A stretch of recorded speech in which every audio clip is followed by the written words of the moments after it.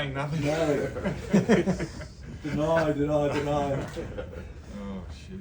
In the week leading up to the grand final, Lou Richards wrote an article in The Sun, and he said, I think Carlton will win. I can't remember what he said, but he basically was the point of watch out Jeff and watch out Vim Waite. It was like he'd heard a whisper. Maybe Graham Richmond had dropped into the Sun building or something. It was very accurate with what turned out. But did you go into that 73 grand final? You'd had a couple of great years in your first 2 years in footy, and you were playing superbly leading up to the grand final. Did you go into that game thinking anything could happen? Yes, because we were playing Richmond, and look, what a rivalry it was. I mean, I didn't come into it until 1971 when that was my first season there. But I could sense the rivalry, and I barracked for Richmond as a kid and loved them with a passion. And I went to the 1969. I should have. I went to the 1969 grand final and watched the Tigers win first, seconds, and thirds that day, and they beat Carlton obviously in the seniors. And I had one of my best days of my life as a kid, going to a grand final, standing in the outer and looking at. And then 2 years later, I was playing against them, and I experienced the brutality side of it. But the rivalry was intense because Richmond were a magnificent side. They were no doubt brutal, but they were talented too, and they were a great side. And it was great to have that challenge against playing football against a really great team.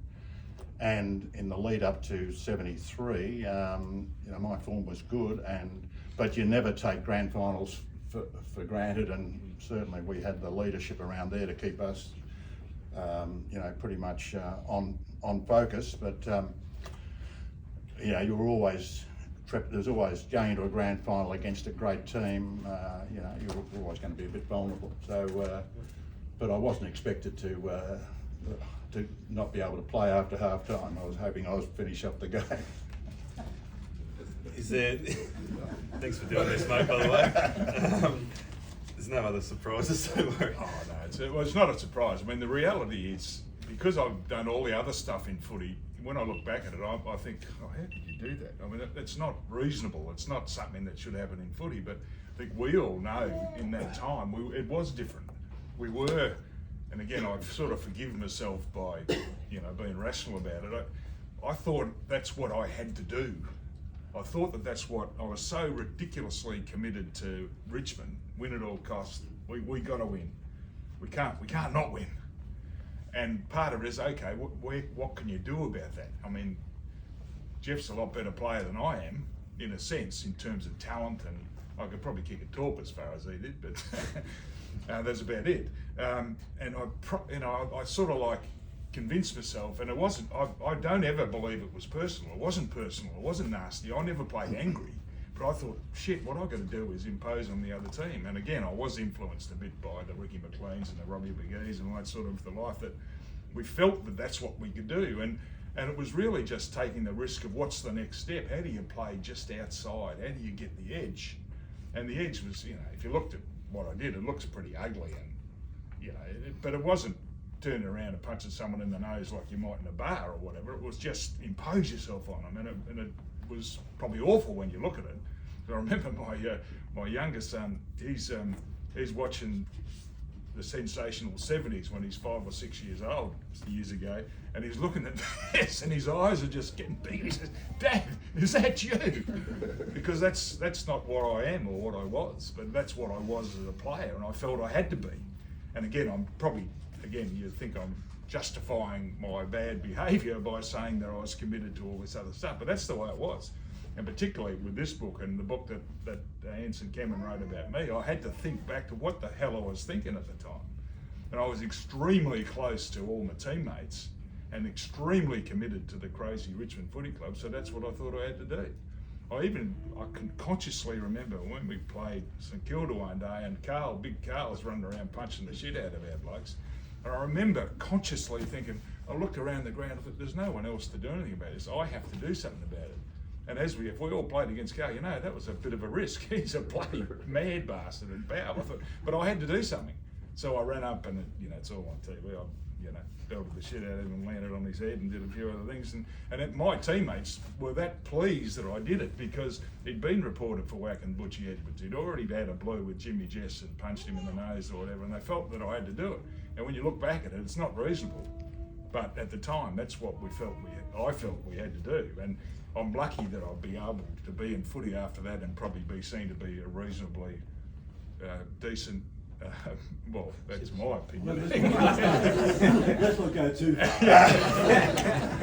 That's enough. So it's not really who I am, and I do in a lot of ways. When I sit here looking at Jeff, I feel a bit embarrassed, but that's just what happened. That's what, I got whacked a few times as well, but not. Well, I've had a bit of a brain stuff, and my missus says, well, that's probably to do with concussion. I said, yeah, I think people think that I'm in front with concussions, so I think I'll shut up about it. Yes. Just how it affected your confidence for a while, didn't it, Jeff? Oh, well, probably. I mean, I had a lot of time to recover, but I was pretty severely concussed, and it took me 2 or 3 weeks to really get back to normal, and because it was the end of the season. But I mean, Barmy wasn't the only one. I mean, I can recall lining up on Ricky McLean, who was cleared by Carlton to Richmond in 1972 at the start of before 72, and on the 72 grand final, I lined up on Ricky, and I was shit scared of Ricky when he played at Carlton, let alone when he went to Richmond, and then the next year I've lined up on Neil, and my ethic is that it's not what it takes. It's basically I was after the footy basically and trying to stop blokes from kicking goals. So my ethic was different to what he was saying, but as I said, that particular time it wasn't easy for me. It was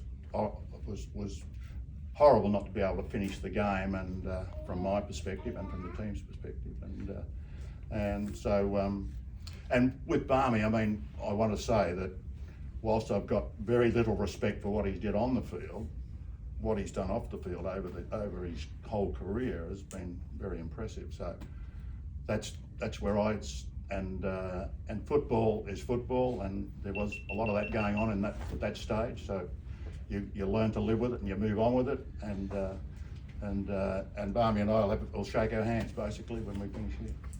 And the following day in the Sun, after all this has gone on, I thought, gee, this Sun newspaper the next day is going to be amazing.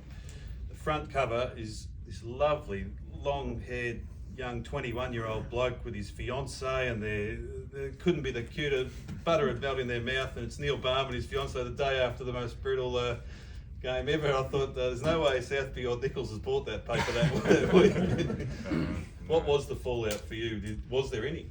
Or is it sort of 40, 50 years later when we all bring it up that it actually... Oh, no, I did have to carry the can a bit, but I think when we played footy, we just got on with it in those days, so I never worried about it. All we did, I was working for Collingwood when they played the last game at Princes Park that day, and I'm walking across the ground, and then this crowd starts booing. And they're booing me. It's Jesus, they got a good memory, they played years ago.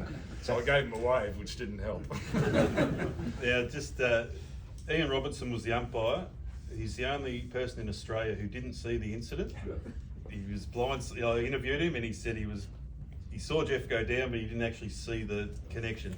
So Jeff Slattery, Neil didn't get reported or suspended or nothing. He got off with clean skin. Jeff Slattery had a great idea. I approached Peter Schwab, he was the match review officer for a few years. I said, can you put today's slant on what happened back then, and would Neil have been in trouble? So he looked at both the Jeff incident and also the Vim Waite incident. Now, both would have went to the tribunal, so there's a minimum 3. I think there was a Kevin Hall one as well. Oh, was there? Okay. Well, we skipped that, so this is without that one. No, Kevin knows, I've spoken to him. That might be why he said he couldn't come today. No, I go to the same gym with him, we get on quite well. Oh, is that right? And so then it was high, it was intentional, all these markers, which you could argue at the tribunal, but we worked out that each one might have got him 10 weeks. So there's 20. Grand final, they double the penalty.